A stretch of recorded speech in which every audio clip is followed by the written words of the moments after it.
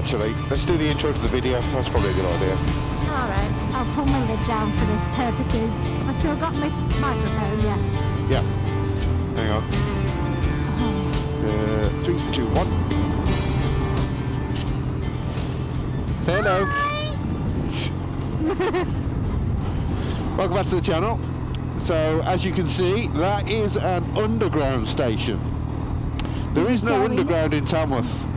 No, and we're not going underground. We're not. Well, we just did. But going underground. don't get us demonetised.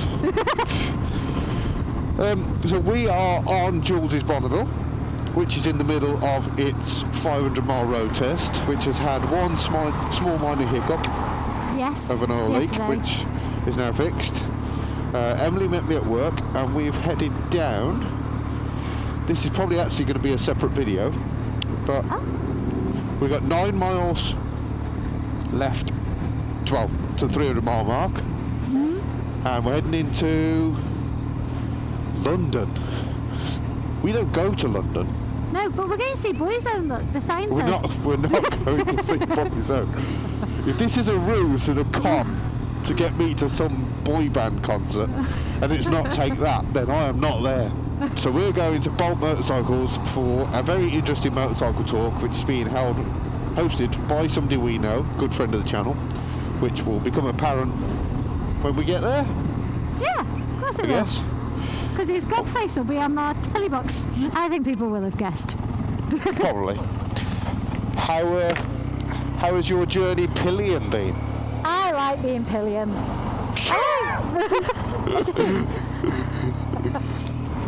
She hasn't tried to ride the bike from the passenger seat. Quite content. Very warm. Nosy in. Looking at people's cars. It wasn't the most interesting journey. We have just sat on the motorway. And I could not ride in and around London. No way. But I do enjoy riding, but I do really enjoy being a pillion. I'm just so nosy. But this bike is quite comfy for being pillion. You said I wasn't going to be comfy on this seat, and I am fine. I didn't think you would. It's quite firm for me. It's not as squishy as the scrambler seat. It's not bad, and the bike's behaving. And I worked it out. I think we're doing like 48 to the gallon, which I don't think is bad. But we're going to get a rest stop. By rest stop, he also means to look at the map, because he didn't attach his quad lock thing. So we're just guessing where we're going. We are. Oh, and there's new grips, because I didn't film that bit. So we did replace the early 2000s Triumph grips. And hopefully Jules likes them, because that's something I didn't really see you. Wiggle, wiggle.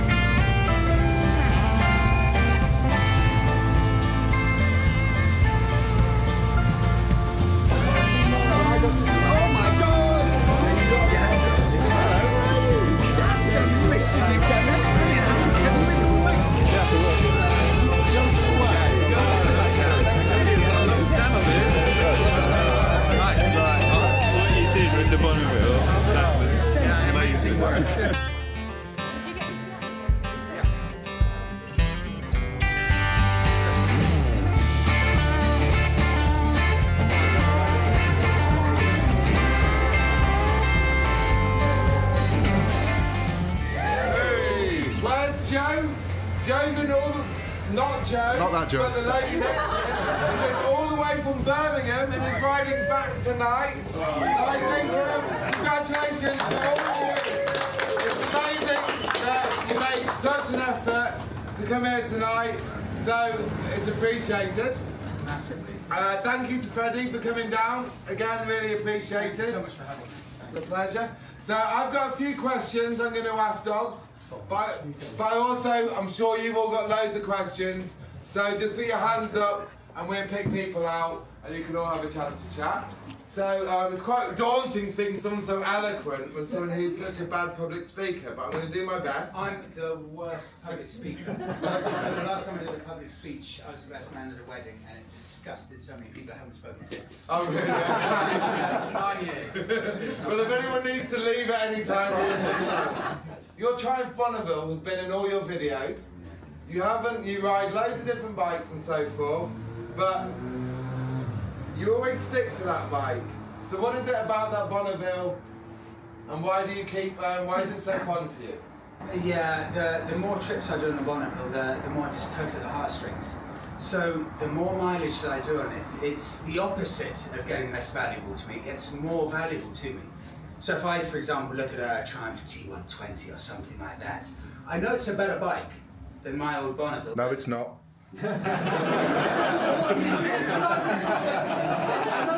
Technically a better bike, but mine has got all of those stories and all the passion and emotion around it, and I look at it and I think all of the memories that's given me, and I think sometimes if I were to trade that for a different bike, a newer model, watching that heading off into someone else's hands, couldn't do it. I totally get that. Yeah, and I will never sell it. I love it so much. I love it more every year that goes by. It's more special. I'd never get rid of it, and I wouldn't trade it for anything. I know other stuff's much better. It doesn't matter. How do you balance kind of engagement and likes with your own creative vision of where you want to go with things? See, I find with I could do a studio shoot where I get a great photographer and I get the great models and I tell the picture exactly how I want it to be, and it would do really bad online because people. I'd do much better in terms of likes and if I just posted a picture of motorcycle every day. But I have to think what am I about and what's that?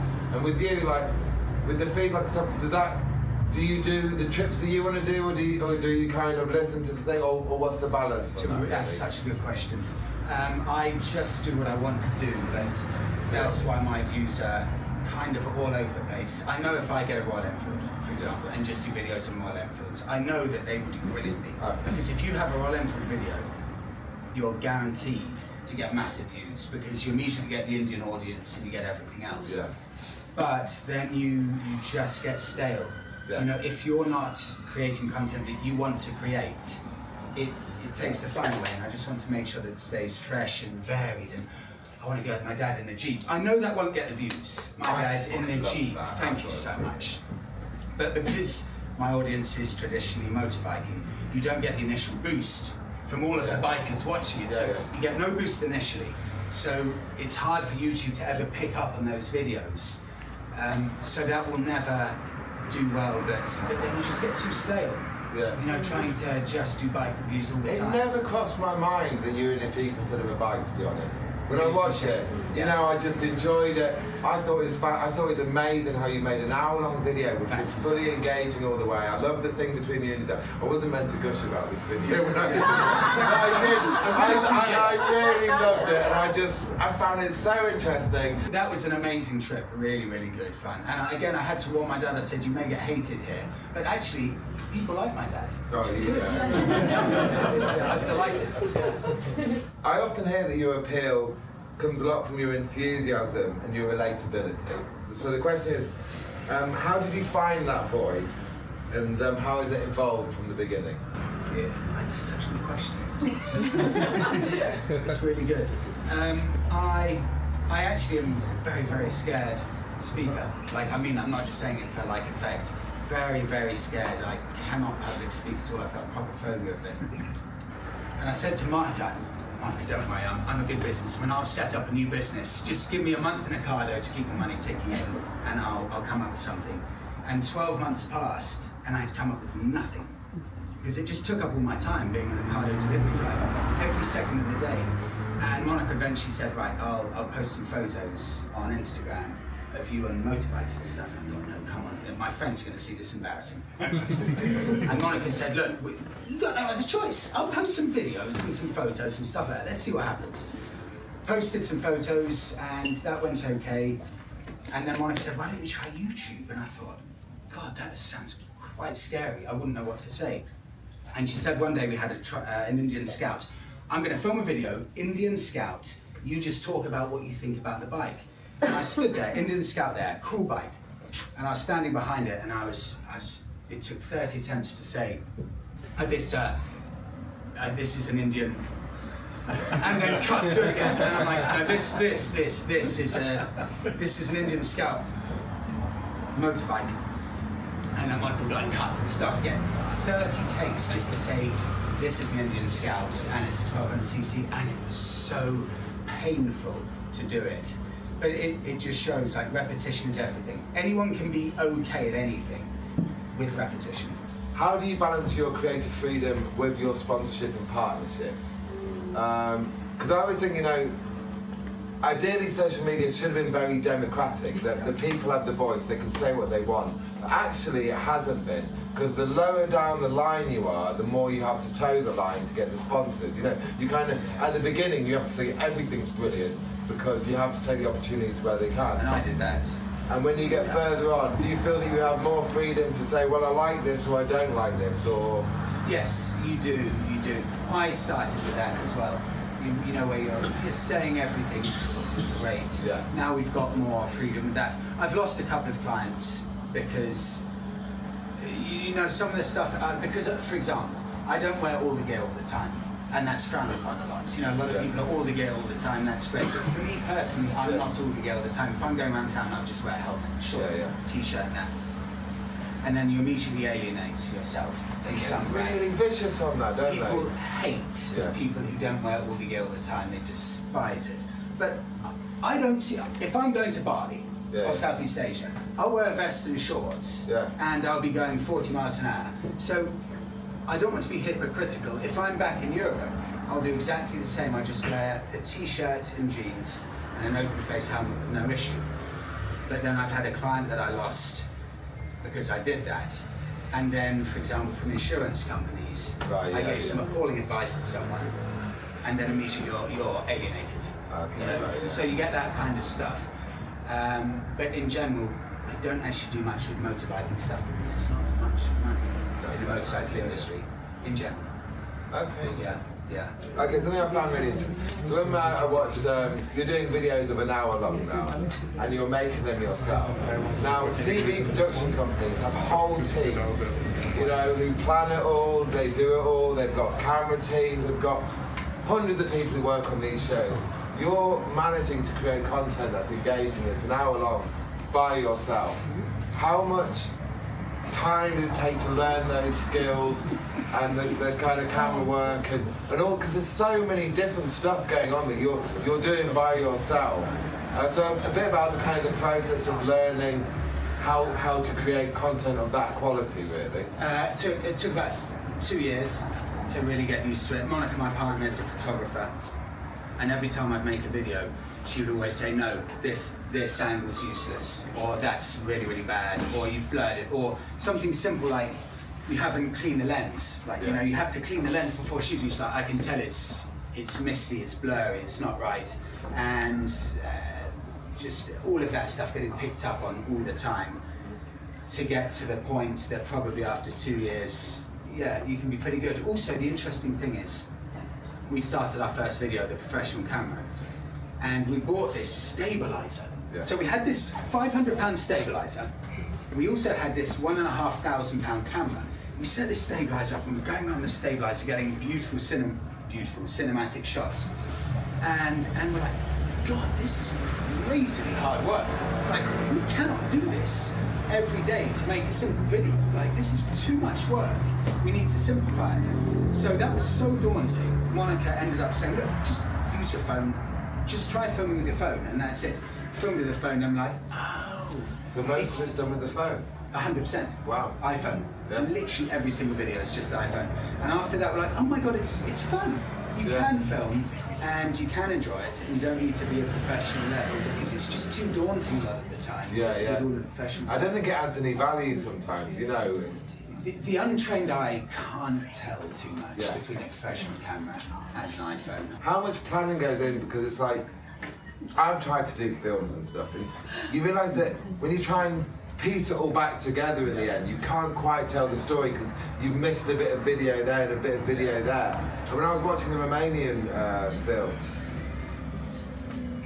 you kind of capture every part of it, even if it's like a long shot of the car driving or a short shot. How much does that disrupt the journey?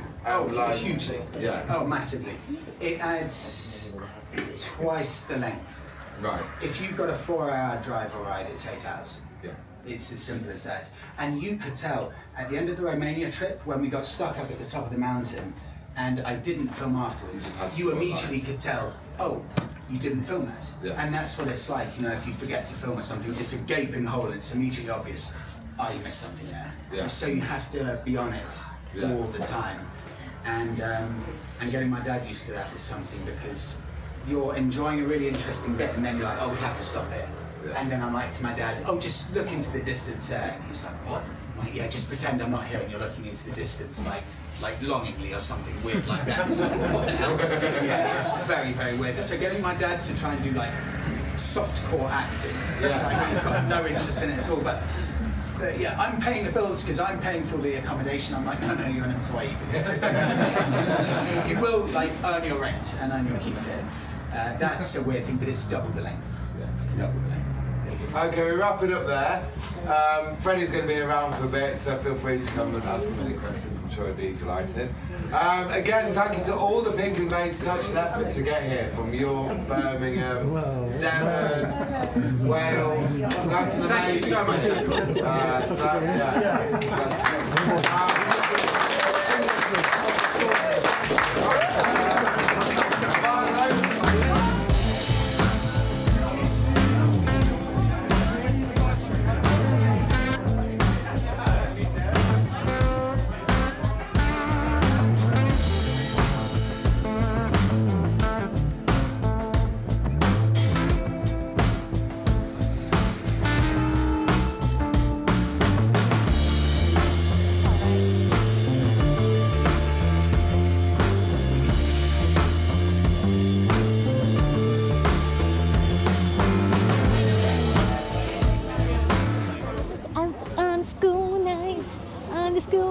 Are you out, are you? We're out and playing.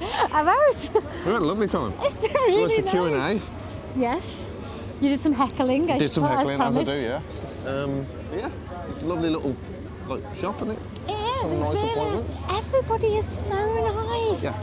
Everybody. It's been really welcoming. It's been really lovely. Yeah. Really, really lovely. Everybody we've spoken to is just really lovely. I'm going to the word for him. That was lovely. You want to hear him say he ain't going to sell the Bonneville. That was yes. Like, if he does sell it, he's selling it to me. That's what I'm saying. But Jules's bike. Jules's bike has been a little dream. It's commuted in traffic. It's done motorway miles. It's got me to work and back all week. Yeah. It's going to have a big bath tomorrow. And then we've got the big handover because you got us stitched up. I did get nobody stitched up. Who stitched you up? You got us stitched up with a trade stand. Right, now, I want to know what you guys all think of this, because Joe keeps saying to me that this is all my doing, that we're now going to the Stafford Classic show on Saturday. We've now got a stand, because I asked if we happen to have a little bit of a space inside, just in case the weather's a bit dodgy. And yeah, we've now got a stand. So we're taking a few bikes and I'm ordering a tablecloth. And Joe seems to think this is all my fault. I seem to think that our YouTube journey began because somebody felt sorry for somebody in there. I agree. It's Freddie's fault. We'll blame him. But yeah, no, we've had a lovely time. We have got to ride all the way back, and everybody keeps making it like it's a big thing. But we get to really try. We've got some new heated body warmers, so we get to really give them a test on the way back to see if we are cozy. That'd be nice. Yeah. This guy's about to make noise. This guy's going to make a noise. So we're going to wrap it up, and we'll join you back maybe on the bike when we're navigating the way out. Yeah.